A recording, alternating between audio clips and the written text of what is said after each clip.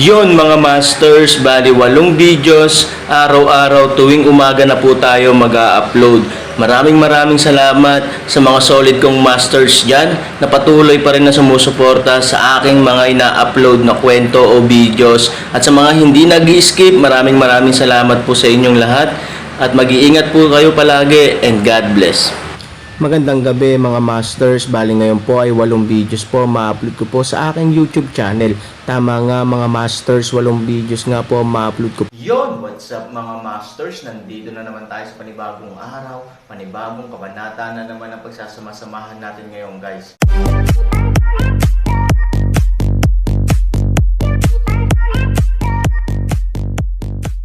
Bali mga masters, kung bago ka pa lang po sa aking YouTube channel, please click the subscribe button, lalong-lalo na po yung notification bell guys, para maging connected pa rin tayo sa isa't isa at maging updated kayo sa mga susunod ko pang video.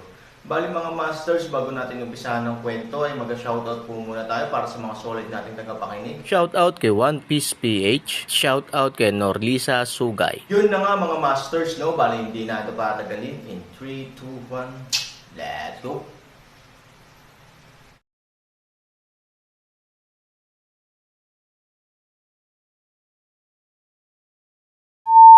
Nasira, galit tunog ng inumin, 4 na figure, hawak pango palakol galit, galit.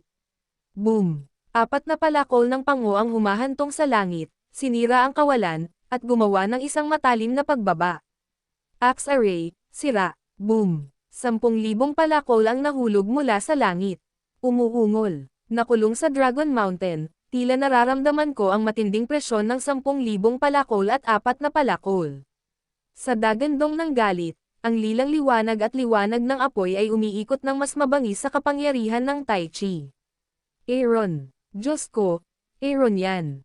Nang may makakita sa tumatalon na mukha ng Aaron, hindi nila napigil ang mapabulalas. Maraming tao ang humila sa kanilang anit at naramdaman na ang kanilang anit ay manhid at manhid. May mga taong nakakita sa kanya, at may mga taong humahanga sa kanya. Nakita niya ang kanyang larawan ng pribado. Nang makita niya ang Aaron, nakilala niya ang taong ito sa unang pagkakataon. Kaya lang namatay si Han Sanming sa pagnanakaw. Paano siya? Paano siya biglang sumulpat dito? Boom! Sumabog ito sa karamihan. Aaron yan. Shit, makikipaghiwalay na ako. Never die in the endless abyss, never die in the calamity. This guy, is it not a dead body? Panipi, oo, himala ito. Never akong humanga sa kahit sino sa buhay ko, pero itong lalaking ito talaga, karapat-dapat ang aking pagmamalaki. Ni Upi ito, ang kalaliman ay hindi mamamatay, at ang kapahamakan ay hindi mamamatay maluwag na walang kamatayan. Panipi, hindi Diyos ng digmaan, hindi Diyos ng digmaan. Hindi ko alam kung sino ang sumigaw, at pagkatapos ay dumami ang sumunod. Napakalakas ng tunog na kasing lakas ng langit. Hindi pwede. Bumagsak ang kutis ni Ye Gacheng sa lamig, at tumunog ang pastry na kinagat ng kanyang mga ngipin. Aaron, iyon ay Aaron. Hindi ba siya patay na? Bakit ito nandito? Bakit nagmumulto ang lalaking ito? Ang dahilan kung bakit mas mahirap tanggapin ang Ye Lonely City ay ang taong ito ay hindi lamang hindi patay, kundi pati na rin ang lalaking nakatayo sa tabi ng Ruaksen. Ang hugis ng katawan ni Wang Huanji ay hindi mula sa pagsuray-suray, nakatitig sa Aaron sa malayo, hindi makapagsalita, kahit anong pang-uri ay hindi makapagpahayag ng kanyang kalooban ngayon. Mas nakakadiri yon kaysa kainin si Siang, okay. Kinailangan ito ng napakaraming pagsisikap, nagtalaga ng napakaraming tao, at binigyan pa ng gantimpala ang hindi mabilang na mga karapat-dapat na opisyal pagkatapos ng tagumpay. Ngayon, sasabihin mo sa akin na ang Aaron ay hindi patay, at buhay pa. Pagkatapos ng 1 linggong pag-iikot-ikot, nalaman kong nanay niya pala ang payaso. Imposible. Kakaiba rin si Commander Chen.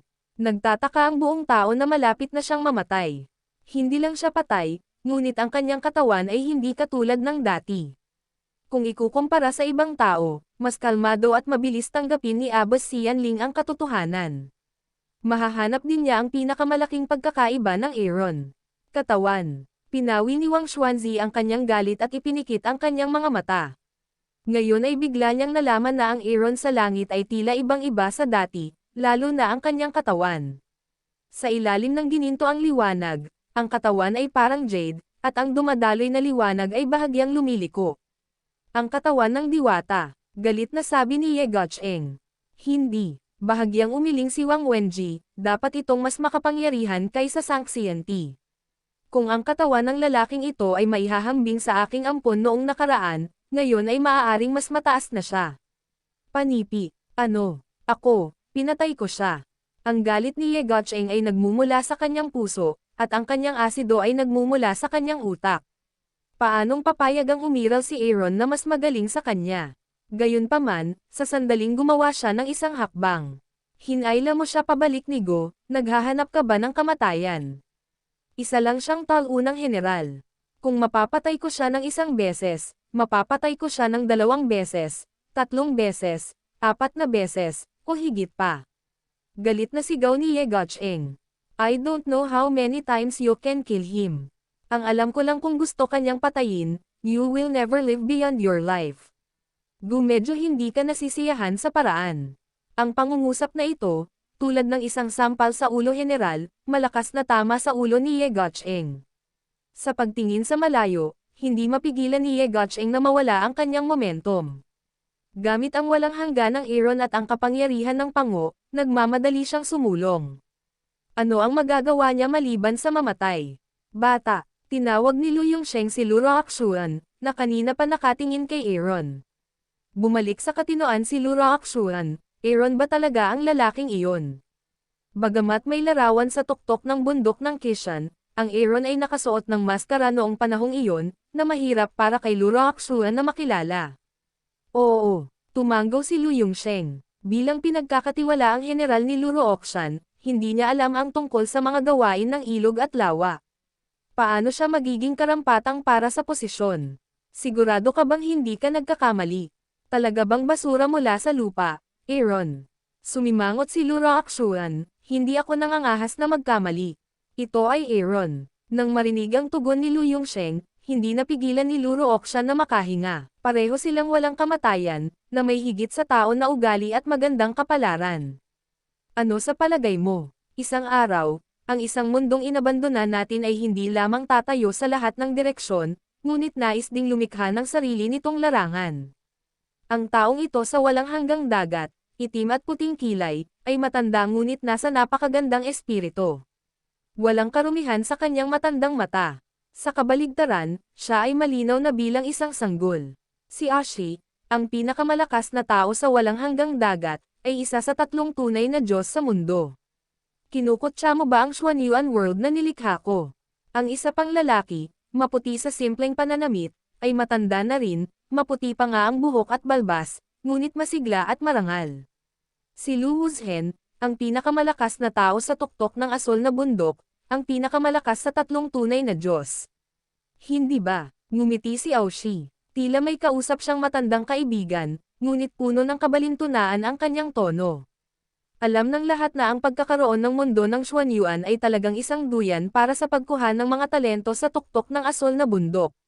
Dahil masyadong mababa ang biological level ng Earth at hindi sapat ang aura, matagal na itong hindi nakilala ng mundo. Sa makatuwid, ang mundo ng Xuanyuan ay naging isang perpektong replika. Sa paglipas ng mga taon, ang tuktok ng asol na bundok ay umaasa sa suplemento ng mundo ng Xuanyuan. Patuloy itong nabuo sa 3 pinakabalanseng pamilya at unti-unting naging pinakamalakas sa kanila. Sa katunayan, ang lahat ng mga kaayusan ay nangyayari ayon sa plano ng tuktok ng asol na bundok. Sa pagbagsak ng FUJIA, ang tuktok ng asol na bundok, na may mas malakas na kalamangan, ay hindi nag-aalala tungkol sa mga hadlang ng Yongshengsi area at Fujian. Magagamit nila ang kanilang mga pakinabang para duminahin ang lahat, ngunit binago ng Aaron ang lahat ng ito. Ang bulwagan ng Kishan, ang tuktok ng asol na bundok, ay nawala ng hindi inaasahan. Upang suportahan ang gamot na God Pavilion sa walang hanggang sea area, ang bentahe ng tuktok ng asol na bundok ay halos unti-unting nabura. Ngunit ang mga taong lupa na iniwan ng tuktok ng asol na bundok ang nagpabago sa mga bagay na ito. Ngumiti at tumanggo si Lu Wuzhen, ngunit hindi niya itinatanggi, ang anak na ito ay talagang lampas sa aking inaasahan. Sinasabing nagpatawag siya ng 4 na Diyos at hayop sa ilalim ng sakuna. Kahit na ganoon, siya ay buhay pa rin. Natatakot ka, hindi ba? Nakangiting sabi ni Aoshi. Hindi ka ba nag-aalala? Ngumiti si Lu Wuzhen. How about killing him together? Si Aoshi ay hindi nagsalita ng walang kaparerikan, at mahinahong nagtanong, ang away sa pagitan mo at ako ay palaging nasa pagitan mo at ako. Hindi natin maaaring hayaan ang pag-aaksaya ng lupa na maging susi sa sino man sa atin. Ano sa palagay mo? Kung magiging talento ang Aaron, papalitan niya ang posisyon ng pagtulong sa pamilya. Sa oras na iyon, ang susi ay kung sino ang naaakit sa Aaron. Ang dalawang tunay na Diyos ay mga taong mayabang. Paano sila handang manalo sa isang waistline? Oo, ang dalawang tunay na Diyos ay tumanggo sa isa't isa, biglang gumalaw sa kanilang mga kamay, at ang mga ulap ay nanginag.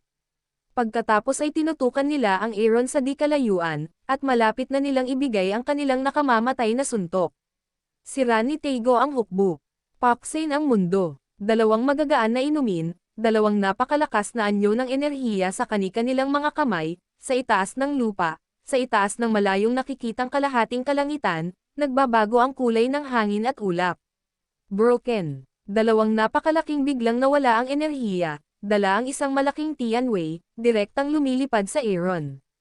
Buhay, walang hanggan, at nanginginig ang lupa, ang hangin ng buong pagsabog sa himpapawid ay direktang hamihip sa lupa, ano si Lu Wuzhen at Aoshi nang magkasabay, at ang kanilang pag-atake ay naputol anak ng lupa, hindi ba't masyadong kasuklam-suklam. Sa pagkakataong ito, isang panunuya ang dumating. Mababa daw ang tingin niya sa iba, ngunit sa huli, sinalungat niya ang sarili niyang prinsipyo para ay bully ang maliliit. Ipinapakita nito na binibigyan mo pa rin siya ng malaking kahalagahan. Sa mga salita ni Aaron, mabango ba talaga ito? Isa pang boses ang dumarating. Nagkatinginan sina Lu Wuzhen at Aoshi at naging alerto. Bilang pinakamakapangyarihang tao sa mundo, hindi nila akalain na maaari silang maging tao para mawala at halos sa oras na ito, sa harap nila, sa puting ulap, dalawang matandang lalaki ang nakaupo sa ulap, dahan-daang naglalaro ng chess, kayo ba? Nang makita ang dalawang taong ito, bahagyang napakunot ang noo ni Lu Wuzhen. Hindi ko kilala ang dalawang taong ito, ngunit naramdaman niya na ang kanilang paglilinang ay talagang hindi mahina, bilang isang tunay na Diyos, tungkulin nating kontrolin ang kaayusan ng mundo. Bakit kailangang makialam ang dalawang ginoo? Si Aoshi din ang malamig na boses na nagbabantay na paraan. Order. Ang isa sa kanila ay ang matandang lalaki na natural na nagwawalis ng sahig, at ang isa pa, bukod sa 8 ligaw na libro, sino kaya siya? Ang matandang walis ay nagbigay ng isang paipong ngiti, ano ang order? Ito ba ay utos na ikaw at ang iba ay lumikha upang paglangkuran o pakan-abangan ang iyong sarili? Kung ganoon, Aaron ang order ko. Tinatamad akong makipag-usap sa kanila. Lumaban tayo. Nakangiting tumayo ang 8 kaparangan na Tianshu. Kung hindi ka magpapakita ng ilang kamay, dapat talagang maramdaman ng Aaron na si Lao Su ay talagang alipin niya at walang kakayahan. Sino ka ba? Mahigpit na sumimangot si Lu Wuzhen at umatras, ngunit palihim siyang umaatake, kami.